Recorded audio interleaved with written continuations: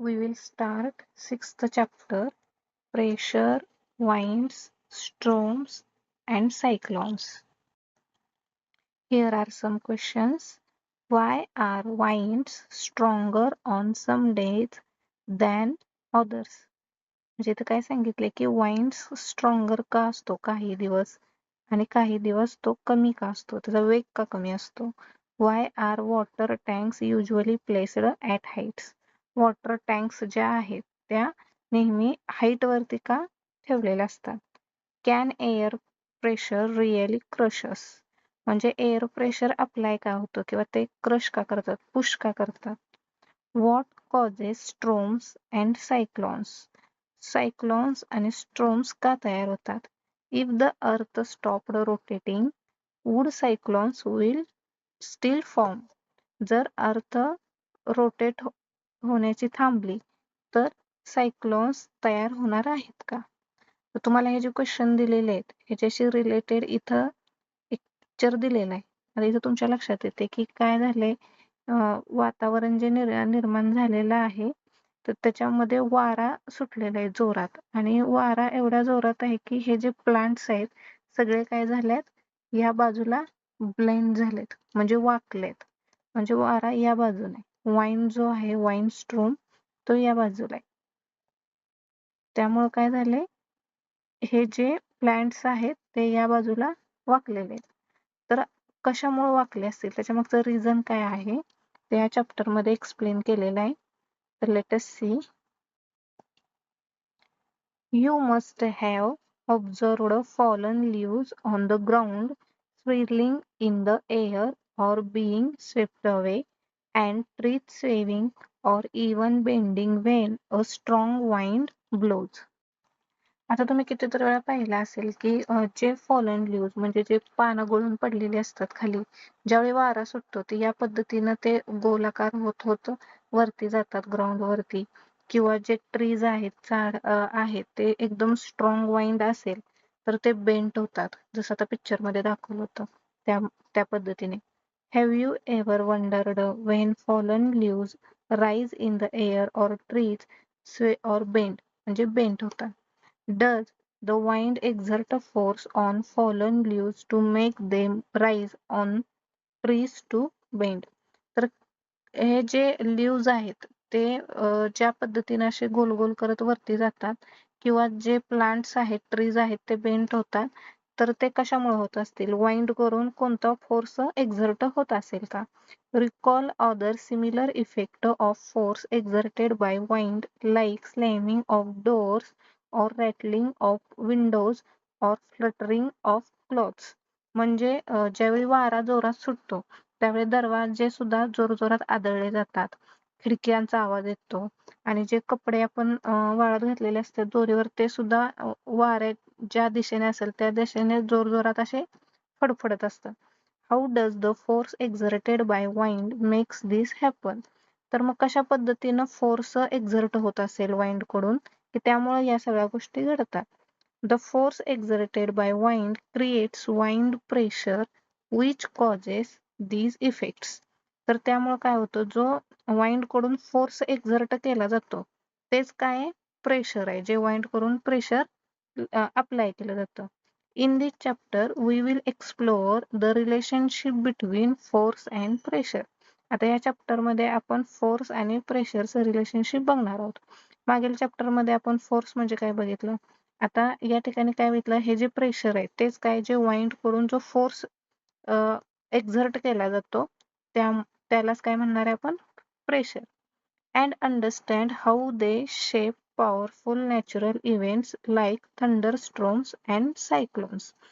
तर यामुळंच काय होतं, पॉवरफुल नॅचरल इव्हेंट्स कोणते होतात, थंडर स्ट्रोम्स आणि सायक्लोन्स. सायक्लोन्स म्हणजेच काय, चक्रीय वादळ. The first point आहे pressure. Megha and her brother Pawan are going on picnic. They walk to the picnic spot carrying identical items in their bags. आता हे मेघा आणि पवन हे दोघं जण निघालेत, त्यांच्याजवळ एक बॅग आहे आणि त्या बॅग मध्ये काय, आयडेंटिकल आयटम्स. आयडेंटिकल आयटम म्हणजे दोन्ही बॅग मध्ये सेमच मटेरियल आहे, आयटम्स आहेत. On the way Pawan keeps adjusting his bag and looks uncomfortable. ज्यावेळी ते जात होते त्यावेळी पवनला काय करावं लागत होतं की बॅग ऍडजस्ट करावी लागत होती आणि त्याला थोडंसं अनकम्फर्टेबल वाटत होतं.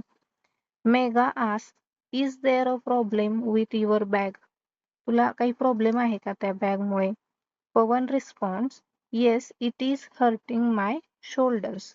म्हणजे त्याला काय म्हणायचं होतं की ही जे बॅगचं आहे बॅगचं ओझं पवनला बॅग कशी वाटते? हेवी वाटते. Megha says both our bags are equally heavy. परंतु आपल्या दोघांच्या बॅगमध्ये सेम सामान आहे. Why does your bag hurt? मग तुझी बॅग जास्त तुला असे हेवी का वाटते? And mine doesn't. मला माझी का वाटत नाही? Pavan reflects for a minute and says. तो थोडा थांबला आणि बोलला परहॅप्स म्हणजे कदाचित it is because of the difference in the straps of our bags. Straps म्हणजे हे ज्या बॅगच्या अलीकडच्या हे जे पट्टे आहेत ह्याची जी म्हणजे विड्थ आहे एकाची स्मॉल आहे पवनची स्मॉल आहे आणि मेघाची जी आहे ती विड्थ जास्त आहे स्ट्रॅपची. My bag has narrow straps while your bag has broad straps. म्हणजे पवन काय म्हणाला त्याचे जे बॅगचे स्ट्रॅप्स आहेत ते नॅरो आहेत आणि मेघाचे जे बॅग्स आहेत त्याचे जे स्ट्रॅप्स आहेत ते ब्रॉड आहेत. त्यामुळे कदाचित मेघाला तिची बॅग हेवी वाटत नसेल. Can the shape or size of the straps really make a difference? मग हे जी साईज जी होती ही जी नॅरो आहे आणि ही त्याची जी आहे ती ब्रॉड आहे तर याचा खरंच इफेक्ट होतो का? When we carry a bag, we feel its weight because of the force of gravity acting on our shoulders. आता फोर्स ऑफ ग्रॅव्हिटी आपण मागील चॅप्टर मध्ये शिकलेलो आहोत. काय होतं की त्याच्यामुळे वेट जाणवतं आपल्याला फोर्स ऑफ ग्रॅव्हिटीमुळे आपल्या शोल्डर वरती ज्यावेळी आपण एखादी बॅग कॅरी करतो त्यावेळेला. The weight of the bag with narrow straps act on a smaller area. आता नॅरो म्हणजे त्याच्यामध्ये काय झाली स्पेस कमी झाली एरिया कमी झाला. तिथला एरिया कसा आहे स्मॉलर आहे ऑफ आवर शोल्डर्स म्हणजे जे शोल्डरचा जो एरिया ग्रॅब करणार आहे तो कमी झाला. It spread out over larger area of our shoulder with broad straps. आणि ब्रॉड असेल तर काय होणार आहे जो शोल्डरचा एरिया आहे तो जास्त ग्रॅब केला जाणार आहे. It is due to this reason that we feel more comfortable carrying a bag with broader straps than one. म्हणून त्यामुळं आपण आपल्याला कम्फर्टेबल वाटतं ज्यावेळी एरिया जास्त असतो ब्रॉड स्ट्रॅप्स असतात त्यावेळेला नॅरो पेक्षा. कारण की या ठिकाणी काय होतं आपल्याला प्रेशर कमी जाणवतं. Although both bags have the same weight. आणि दोन्ही बॅगचं जरी वेट जरी सेम असले तरी त्याच्या ज्या स्ट्रिप्स आहेत त्या कशा आहेत एक नॅरो आहे आणि एक ब्रॉड आहे. Since the area over which the force acts involved, we define a quantity called pressure, which is the force per unit area. मग आपण प्रेशर कसं मेजर करू शकतो? Force divided by area. म्हणजे हा जर एरिया घेतला आपण तर ह्या एरियामध्ये किती फोर्स आहे ह्याचं जर आपण डिवायडेशन केलं तर आपल्याला काय मिळणार आहे की ह्याच्यावर किती प्रेशर अप्लाय झालेलं आहे. At this stage, we will consider only those forces which act perpendicular to the surface on which the pressure is to be computed. आता आपण या चॅप्टर मध्ये काय शिकणार आहे की परपेंडिक्युलर फोर्सेस म्हणजे ग्राउंडला जे परपेंडिक्युलर फोर्सेस असणार आहेत जे 90 डिग्री मध्ये त्या फोर्सेस त्या परपेंडिक्युलर प्रेशर जे अप्लाय होईल तर त्याचा स्टडी करणार आहोत. Broad straps reduce the pressure exerted by the bag on our shoulders as compared to narrow straps. आता बॅगचे जे नॅरो स्ट्रॅप आहे आणि जी ब्रॉड स्ट्रॅप आहे त्याच्यामध्ये जी ब्रॉड स्ट्रॅप वाली जी आहे ते काय करणार आहे प्रेशर रिड्यूस करणार आहे आणि नॅरो जे आहे तिथं काय होणार आहे प्रेशर जास्त प्रमाणात जाणवणार आहे. Therefore, We feel more comfortable carrying a bag with a broad strap. मग त्याच्यामुळे आपल्याला कम्फर्टेबल कशामध्ये वाटणार आहे? ब्रॉड स्ट्रॅप मध्ये. नेक्स्ट एक एक्झाम्पल दिलंय तुम्हाला. Can you now understand why it feels easier to lift a water-filled bucket with a broad handle than with a narrow handle? आता इथे दोन बकेट दिलेत. ह्या बकेटचा जो हँडल आहे तो ब्रॉड आहे. त्याला अशी एक स्ट्रीप लावलेली त्या बकेटच्या हँडलला वरती, आणि ह्या बकेटचा हँडल जो आहे तो नॅरो आहे. पण आपल्याला कम्फर्टेबल कोणती बकेट उचलण्यात वाटणार आहे? ज्याचा ब्रॉड हँडल आहे ती बकेट आपण कम्फर्टेबली कॅरी करू शकतो. आणि जी नॅरो हँडल असलेली बकेट आहे तिथं आपल्याला काय होणार? प्रेशर लागणार जास्त. Similarly, we have seen that when people carry loads like pots or vegetable baskets on their heads, they often place a round piece of cloth under the loads. आता जे भाजी विकायला जाणारे लोक असतात किंवा काही वस्तू डोक्यावरून कॅरी करतात, ते काय करतात? कापडाचा एक असा राऊंड तयार करतात. एक सुती कापड घेतलेलं असते आणि त्याच्याशी राऊंड राऊंड तयार करून ते इथं डोक्यावर ठेवलेलं असतं. तर त्याच्यामुळं काय होणार आहे की हे जे वरचं मटेरियल आहे, ही जी टोपली आहे किंवा हा जो माठ आहे, त्याचं प्रेशर जे आहे ते पूर्ण याच्यावरती काय होणार आहे? ग्रॅब होणार. In both cases, the objective is to reduce pressure by increasing the area over which the weight acts. आता ह्याच्यामध्ये पण काय केलं की आपण एरिया इन्क्रीज केला. याच्यामध्ये पण इथं एरिया आहे जो स्मॉल आहे, आणि या ठिकाणी स्ट्रिप लावल्यामुळे एरिया काय झाला? ब्रॉड झाला. म्हणजे एरिया वाढला की काय होतंय? प्रेशर जे आहे ते कमी लागते, आणि एरिया कमी असला की प्रेशर वाढते. Pressure is defined as the force per unit area. मग आपण प्रेशर कसं डिफाईन करू शकतो? की फोर्स पर युनिट एरिया, म्हणजे तो जो एरिया आहे, एक युनिट पर्टिक्युलर आपण एरिया घेतला तर त्या एरियावर जेवढा फोर्स आहे ते म्हणजे काय झाला? Pressure. The SI unit of force is Newton. आता फोर्सचं SI युनिट न्यूटन आहे, and that area is metre square. आणि एरियाचं युनिट काय आहे? Metre square. Therefore, the SI unit of pressure is Newton per meter square. म्हणजे प्रेशरचं unit काय झालं? Newton per metre square. This unit is also called a Pascal. त्याचप्रमाणे या युनिटला अजून काय म्हटलं जातं? पास्कल. आणि it is denoted by PA. If a force of 100 Newton, जर फोर्स 100 न्यूटन असेल, applied on a cardboard of area 2 metre square. आपण एक कार्डबोर्ड शीट घेतलंय आणि त्याचा जो एरिया आहे तो 2 मीटर स्क्वेअर आहे. Then the pressure applied on the cardboard will be. मग आपल्याला जर प्रेशर काढायचं असेल तर आपल्याला माहिती आहे काय की न्यूटन पर मीटर स्क्वेअर हे त्याचं जे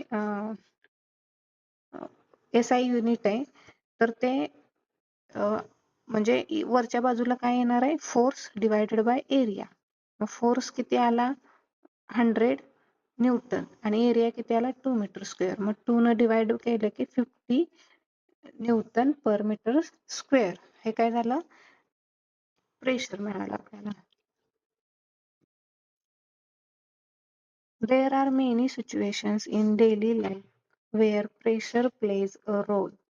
Conduct the activities given in table 6.1 and record your observations. Daily life मध्ये आपण बऱ्याच प्रेशर इम्पॉर्टंट रोल प्ले करतो, आणि अशा ऍक्टिव्हिटी बऱ्याच ऍक्टिव्हिटी आपण कंडक्ट करतो ज्या 6.1 खालच्या या टेबलमध्ये तुम्हाला दिलेले आहेत. Explain how pressure influences the mode of action undertaken for each activity. Activity करण्यासाठी आपण जे ऍक्शन घेतले तर त्याच्यावर प्रेशरचा इन्फ्लुएन्स म्हणजे प्रभाव, इन्फ्लुएन्स कशा पद्धतीने पडतो ते एक्सप्लेन करायचं आहे. The activities listed in table 6.1 should be conducted under the supervision of an adult. म्हणजे तुमच्या बरोबर कोणतर मोठी व्यक्ती पाहिजे त्यांच्या अंडर ऑब्झर्वेशन मध्ये तुम्ही ही ऍक्टिव्हिटी करा. त्यातली पहिली ऍक्टिव्हिटी तुम्हाला काय दिली आहे, ड्रायव्हिंग अँड आयरन नेल. आता काय करायचंय, एक आयरन नेल घ्यायचंय आणि आता तुम्हाला माहिती आहे म्हणजेच काय, खिळा तो घ्यायचा आहे. तो अशा पद्धतीने असतो. तर फर्स्ट पिक्चर मध्ये तुम्हाला काय दाखवलंय, तो अशा पद्धतीने ठेवलेला आहे. म्हणजे तो जो नॅरो जो बेस आहे तो खालच्या पद्धतीने ठेवला आहे या वुडन बॉक्स वरती. आणि इथून वरून काय केलं जाते, हातोड्यानं मारलं जाते by the head of the nail. म्हणजे हेड म्हणजे ही वरची बाजू या ठिकाणी मारलं जाते. आणि दुसऱ्या याच्यामध्ये काय केलंय की ह्याचा नॅरो बेस काय केलाय, वरती ठेवलाय वरच्या बाजूला. आणि इथं वरती हातोड्यानं मारलं जाते by the pointed end of the nail. हा जो पॉइंटेड एंड आहे त्या ठिकाणी. तर तुम्हाला इथं काय सांगायचंय, easy or difficult to perform give reason. आता इझिली हा जो आयरन नेल आहे तो वुडन मध्ये जाईल या पद्धतीने जाईल की या पद्धतीने जाईल. तर तो कुठल्या या पद्धतीने जाणार आहे, कारण हा नॅरो बेस आहे, इथला एरिया कमी आहे, त्यामुळे इथं प्रेशर जास्त लागणार. इथून ज्यावेळी हातोड्यानं मारलं जाईल त्यावेळी हे जे प्रेशर आहे ते पॉइंटेड बरोबर इथे येणार आणि हा खाली खाली जाणार आहे. इथं काय होणार आहे, इथून जरी मारलं तरी हा एरिया मोठा आहे, एरिया लार्ज आहे, त्यामुळं काय होणार आहे, या ठिकाणचं प्रेशर जे आहे ते कमी होणार आहे. कारण आपल्याला माहिती आहे एरिया जास्त असेल तर प्रेशर कमी होतं आणि एरिया कमी असेल तर प्रेशर जास्त होतं किंवा वाढतं. सेकंड ऍक्टिव्हिटी काय दिली, cutting and apple with a knife. आता नाईफ तुम्हाला माहिती आहे, नाईफ ज्या पद्धतीने त्याचा जो खालचा एरिया असतो की ज्या बाजूने आपण कट करतो तो एरिया नॅरो असतो आणि वरचा जो एरिया असतो तो थोडासा ब्रॉड असतो. तर या ठिकाणी काय दिलं, using the sharp edge of the knife. म्हणजे हा जो खालचा शार्प आहे त्याच्या बाजूने जर आपण ऍपल कट केलं तर ते लगेच कट होणार आहे, कारण की इथला एरिया कमी, इथं प्रेशर लागणार. आणि जर using the blunt edge of the knife, blunt म्हणजे वरच्या बाजूचा जो एरिया आहे ते जर यूज केला आपण तर ऍपल कट होणार, लवकर कट होणार नाही, कारण तिथं प्रेशर लागणार नाहीये, कारण की तिथला एरिया वाढलेला आहे. What can you conclude from your observation in table 6.1? तर आपण conclude तुम्हाला इथं दिलेलं आहे. We conclude that when the area over which a force applied is smaller, the resulting pressure is higher. ज्यावेळी आपण कमी एरियावर, एरिया ज्यावेळी कमी असेल, लेस असेल, त्याच्यावर जर आपण फोर्स जर अप्लाय केला तर प्रेशर कसं आहे, हायर आहे, हायर प्रेशर आहे. Making it easier to do certain task. त्यामुळे आपण सर्टन टास्क म्हणजे अशा गोष्टी करू शकतो की जसं की आता ऍपल कट करणे, पुन्हा खिळा भिंतीमध्ये ठोकणे वगैरे. This is why it is easier to drive a nail using its pointed end, and it is easier to cut an apple with the sharp edge of a knife. You must have seen overhead water tanks in your locality or on the rooftops of houses used for the water supply. आता तुम्हाला माहिती आहे की rooftops म्हणजे घराच्या छतावरती काय असतात, water tank असतात. आणि हे जे ओव्हरहेड टँक म्हणजे इतक्या अशा हाईट वरती हे वॉटर टँक ठेवलेला आहे. Why are this tanks always placed at a height. आता ही जी वॉटर टँक आहे हे एवढ्या हाईट वरती का आहे, किंवा वॉटर टँक हाईट वरती का ठेवलं जातं, म्हणजे हे हाईट आणि नंतर आणि काय प्रेशर याचं काय रिलेशन आहे का, तर ती ऍक्टिव्हिटी तुम्हाला दिलेली आहे पुढे. Let us find out by conducting the following activity. Let us try and find out. Take two transparent glass or plastic pipes of the same length, for example 25 centimeter, but of different diameter as shown in figure. आता तुम्हाला इथं दिलेलं आहे, काय करायचं आहे, तुम्ही दोन ग्लास किंवा अशा दोन ट्रान्सपरंट पाईप घ्यायचे आहेत, पण त्यांचा हा जो डायमीटर आहे तो डिफरंट असला पाहिजे. एकाचा डायमीटर जास्त असला पाहिजे, एकाचा कमी असला पाहिजे. Take two good quality rubber balloons, attach them to one end of each pipes. Rubber balloons घ्यायच्यात आणि त्याच्या एंडला खाली अटॅच करायचे. Clamp the pipes on a stand as shown in figure. आणि अशा पद्धतीने ह्या पाईप काय करायच्या, स्टँडला अटॅच करायच्या. Now fill both the pipes with water up to the same level about the halfway. आता याच्यामध्ये वॉटर आपण फिल करायचंय, भरायचंय, पण हे वॉटर जे आहे ते सेम क्वांटिटीमध्ये सेम हाईटवर त्याच्यामध्ये त्या पाईपमध्ये आपण भरणार आहे. Observe what happens to the balloons. Do both balloons bulge? Do they bulge to the same extent? आता आपल्याला ऑब्झर्वेशन काय करायचे, इथं जे लावलेले बलून्स आहेत हे बलून्स काय ब्लज झालेत का? तर हो झालेत, पण ते सेम झालेत का? हा जेवढा ब्लज झालेला आहे बलून तेवढाच हा झालेला आहे का? What can you infer from this activity? You must have observed that two balloons bulge to the same extent. आपल्या काय लक्षात आलं की हे जे बलून्स आहेत दोन्ही, हे दोन्ही समान समान प्रमाणात काय झालेत, ब्लज झालेत, सेम एक्सटेंड झालेले आहेत. Why is it so? असं का झालं? Notice that because of the different diameters, the weight of water in the two pipes is different.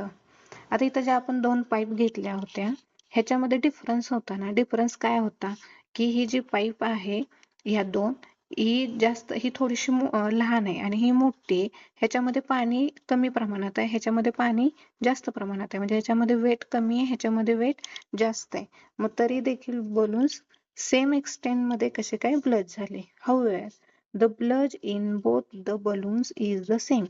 This means that the weight of water in the pipe could not be responsible for the extent of the bulge of the balloons.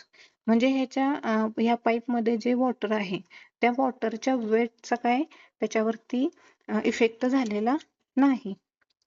Could it be that the water column is exerting the pressure?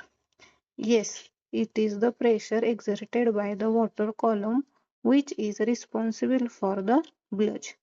आता water column म्हणजे आता ही जे water ही pipe आहे आणि ही दोन्ही जी pipe आहे ह्याची जी height आहे, म्हणजे हे वॉटर कॉलम या हाईटचा म्हणजे ह्याच्यावरती काय इफेक्ट झालेला आहे का? तर हो, झालेला आहे. That is y equal water column heights produce equal bulge. याची हाईट इक्वल आहे कारण की आपण इक्वल हाईट पर्यंतच दोन्हीमध्ये वॉटर फिल केलेलं होतं. त्यामुळे याच्यामधले जे बलून्स आहेत ते सेम शेपमध्ये किंवा समप्रमाणात काय झालेले आहेत, ब्लज झालेले आहेत. Despite their different diameters. म्हणजे जरी ह्या पाईपचा डायमीटर वेगवेगळा असला तरी ह्या पाईपमध्ये सेम प्रमाणाच्या हाईट मध्ये पाणी भरलेलं आहे, वॉटर भरलेलं आहे. त्यामुळे हे बलून्स जे आहेत ते सेम एक्सटेंट मध्ये ब्लज झालेत. What will happen to the bulge of the balloon if we increase the height of the water column? मग आता जर आपण इथं वॉटर कॉलमची हाईट जर वाढवत गेलो, म्हणजे ह्याच्यामध्ये जर जास्त वॉटर एका ह्याच्यामध्ये जर आपण ऍड करत गेलो तर काय ऑब्झर्वेशन मिळेल? Pour some more water in any one of pipes is used. Observe the bulge of the balloon. आता काय केले, इथं काय केले, एका पाईप मध्ये काय केले, मोर वॉटर त्याच्यामध्ये ऍड केलेलं आहे. आता आपल्याला ऑब्झर्वेशन करायचं आहे. Repeat this process a few minutes adding more water each time and nothing the extent of bulge as shown. आणि काय करायचं, आपण वॉटर क्वांटिटी वाढवत जायची. Do you see any relation between the amount of bulge of the rubber balloon and the height of the water column in the pipe? आता diagram मध्ये तुम्हाला दिसतेच आहे की मगाशी आपण ज्या हाईटला पाणी भरलेलं होतं आणि त्यावेळी त्या बलूनची जेवढी साईज होती ती तेवढी सेम आहे. फक्त एका पाईप मध्ये आपण काय केलेलं आहे, वॉटर क्वांटिटी ऍड केलेली आहे, म्हणजे वॉटरची आपण काय केली, हाईट वाढवलेली आहे. तर आपल्याला इथं दिसते काय की बलून सुद्धा काय जास्त प्रमाणात, आधीपेक्षा जास्त प्रमाणात तो ब्लज झालेला आहे. You must have observed that the bulge of the balloon increases as the height of the water column increases. जशी वॉटर कॉलमची हाईट वाढत जाते तसा बलून सुद्धा काय होत जाते, ब्लज होत जातोय, त्याचा सुद्धा एरिया वाढत जातोय. Thus as the height of the water column in the pipe increases, the pressure at the balloon of the pipe is also increases. आता ही जी पाईप आहे ह्या पाईप मध्ये सुरुवातीला आपण इथपर्यंत वॉटर भरलं आणि हा बलून एवढा काय झाला, ब्लज झाला. नंतर जसं आपण वॉटरची हाईट वाढवत गेलो तसतसे ह्या बलूनची साईज सुद्धा वाढत गेली. म्हणजेच काय झालं, ही जी हाईट आहे ही हाईट वाढली की काय झालेलं आहे, प्रेशर पण वाढलेलं आहे. हाईट इन्क्रीज झाली की प्रेशर पण इन्क्रीज झालेलं आहे. which causes the balloons to bulge more. So we can say that the pressure exerted by a liquid in vessel depends on the height of its column. म्हणजे आपण असं म्हणू शकतो की हे जे प्रेशर क्रिएट झाले आहे हे कशावर डिपेंड आहे, Heights of that particular column. This is reason why overhead tanks are placed at height so that the pressure in taps in is increased, resulting in a good stream of water from the taps. त्यामुळेच काय केलं जातं, water tank जे आहेत त्या height वरती ठेवल्या जातात, कारण की हाईट जेवढी इन्क्रीज होणार तेवढं प्रेशर इन्क्रीज होणार. आणि प्रेशर इन टॅप्स, टॅप्स म्हणजे नळातून तेवढ्याच प्रेशरने पाणी येणार. Suppose you are living on the second floor of a 3-story building and an overhead water tank is placed on the top floor. Will you or your friend on the first floor receive a more powerful stream of tap water? जर तुम्ही एखादी building आहे आणि त्या बिल्डिंगच्या वरती tank ठेवलेला आहे आणि तुम्ही खाली फर्स्ट फ्लोअरला आहे, तर तुम्हाला इथं वॉटर प्रेशर जाणवणार का? तर येस, हो, कारण की एवढी हाईट आहे, एवढ्या हाईट वरून ते वॉटर खाली येणार आहे. Do liquids also exert pressure on the walls of the container? Let us find out by conducting the following activity. आता आपण काय बघितलं की जसं जर हाईट जास्त असेल तर काय होणार, प्रेशर पण वाढणार. तर इथं का तुम्हाला सेकंड ऍक्टिव्हिटी काय दिलेली आहे की आता एखादा कंटेनर आहे किंवा ही बॉटल आहे, तर ह्याच्या वॉल वरती सुद्धा काय प्रेशर एक्झर्ट होतं का. Take a used plastic bottle and remove its cap. आणि त्याची कॅप रिमूव्ह करायची. Make 4 small holes near the bottom around the sides using a needle or nail. Needle किंवा नेलचा यूज करून अशा प्रकारचे त्याला होल्स करायचे. Make sure that the holes are at the same height from the bottom as shown in figure. Same height वर पाहिजेत. म्हणजे ही जर बॉटल असेल आणि तुम्ही या ठिकाणी एक होल केलं तर त्याच हाईटला त्याच पद्धतीने इकडच्या बाजूला तुम्हाला होल करायचा आहे. If you find difficult to make a hole, you can slightly hit the needle and poke it to make holes. जर इझिली होल नाही झालं तर तुम्ही निडल थोडीशी हिट करू शकता आणि मग बॉटलला होल करू शकता. Seal the holes with tap and fill the bottle with water. आता हे होल केल्यानंतर हे सील करायचे, म्हणजे इथे अशी टॅप लावून टाकायची आणि त्याच्यानंतर त्याच्यामध्ये काय भरायचंय, water. Now remove the tap from all holes at the same time. What do you observe. आणि सेम टाइमला हे काय करायचं, रिमूव्ह करून टाकायचंय.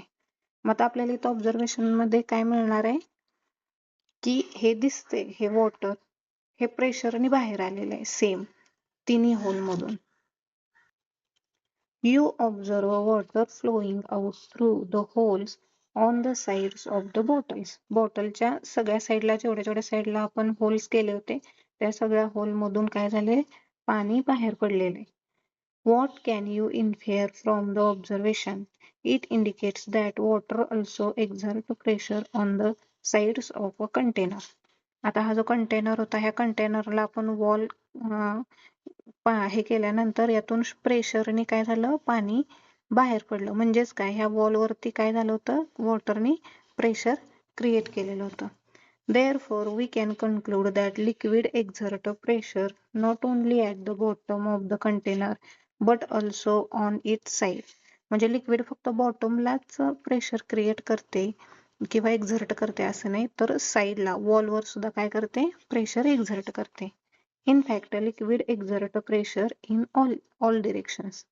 तर प्रत्येक डिरेक्शनने काय करते, लिक्विड प्रेशर एक्झर्ट करते. You must have seen water spouting out like a fountain from leaking joints or holes in water pipes. म्हणजे आता वॉटर पाईप असतील मोठ्या मोठ्या वॉटर पाईप्स असतात ज्या वॉटर सप्लाय करतात. त्याला एका ठिकाणी कुठं जर त्याला होल झालं तर त्या सगळ्या बाजूनी असे या पद्धतीनं पाणी बाहेर पडतं. तर हे कशामुळे होतं का तर वॉटर जे आहे म्हणजे लिक्विड जे आहे ते काय करते प्रेशर एक्झर्ट करते.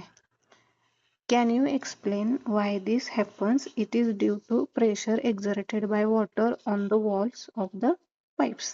त्या पाईपच्या वॉलवरती सर्व डिरेक्शननी काय इथं सांगितलेलं आहे pressure in all direction. All डिरेक्शनला प्रेशर क्रिएट करते लिक्विड, त्यामुळे अशा पद्धतीनं काय होतं वॉटर बाहेर पडतं. Ever heard of? Do you know that the base of a dam is much broader than the top? आता डॅमचा जो बेस आहे त्याच्यापेक्षा त्याचा जो टॉप आहे म्हणजे base of a dam is much broader. त्याचा बेस जो आहे तो जास्त ब्रॉडर असतो कशापेक्षा टॉप पेक्षा. This is because a broad base not only supports the structure of the dam but also withstands the horizontal water pressure near the bottom. आता तुम्हाला इथं डॅम दिलेला आहे याचं पिक्चर. हा जो डॅमचा पार्ट आहे हा वरून जो आपल्याला दिसतो तो हा वरचा पार्ट आहे. हे ब्ल्यू कलरचा लाईट ब्ल्यू कलरचं वॉटर आणि हे आणि इथं तुम्हाला एरो दाखवलंय ना खाली हे जे आहे ते त्याचा बॉटमचा पार्ट आहे. हे पण त्याचा काय आहे बॉटम आहे. तर हा आहे तो टॉप जो आहे तो नॅरो आहे आणि हा बॉटम जो आहे तो कसा आहे ब्रॉड आहे. हा ब्रॉड होत गेलेला आहे. आता हा ब्रॉड कशासाठी झालेला तर हा सपोर्ट करतो. कशासाठी सपोर्ट करतो हे जे हॉरिझॉन्टल प्रेशर आहे पाण्याचं म्हणजे या ठिकाणी पाणी या बाजूने येते फ्लो या बाजूने होतो पाण्याचा. तर बॉटमला हे जे प्रेशर क्रिएट झाले हॉरिझॉन्टल प्रेशर तर त्याच्यासाठी सुद्धा हा ब्रॉड असतो. डॅमचा जो बेस आहे तो ब्रॉड असतो आणि त्याचा टॉप जो आहे तो नॅरो असतो. The water stored in the dam exert pressure horizontally on the side walls of the dam and vertically on the floor due to the height of the water level. आणि इकडचा जो vertically pressure असतो इथून हे पाणी खाली पडते तर हा व्हर्टिकल प्रेशर एक्झर्ट होतो इकडून हॉरिझॉन्टल प्रेशर एक्झर्ट होतो त्यामुळे इथला एरिया हा वाढवलेला असतो.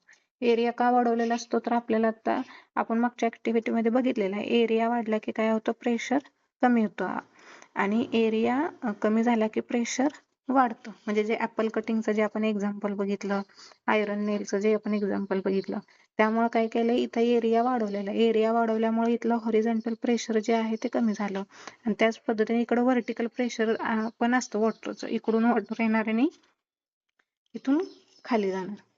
The pressure which acts horizontally is very larger near its bottom. हे हॉरिझॉन्टल प्रेशर जास्त असतं बॉटम पाशी. Thus to withstand the pressure the base of the dam is made broader. आणि त्याच्यामुळेच डॅमचा जो बेस असतो तो ब्रॉड बनवलेला असतो.